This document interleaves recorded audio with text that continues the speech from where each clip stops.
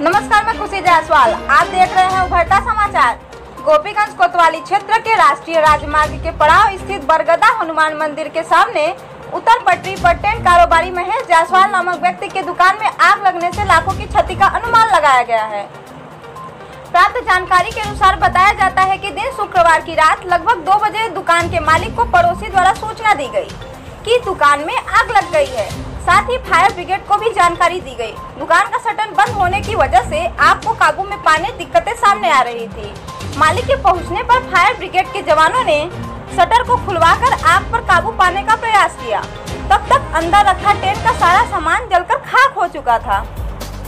संभावना व्यक्त की जाती है इलेक्ट्रिक शॉर्ट सर्किट के कारण आग लगी है। दुकानदार ने इसकी सूचना लिखित रूप में आगजनी की दे दी है। हमको फोन किए थे कल 2 बजे करीब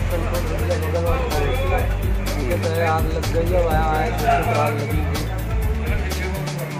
2:30-3:30 बजे करीब दमकल आया तो गोपीगंज नगर का मुख्य चौराहा जो 4 जनपदों को जोड़ता है, वाराणसी, प्रयागराज, जौनपुर, मिर्जापुर का राजमार्ग पर सबसे बड़े मुख्य चौराहे में गिनती होती है।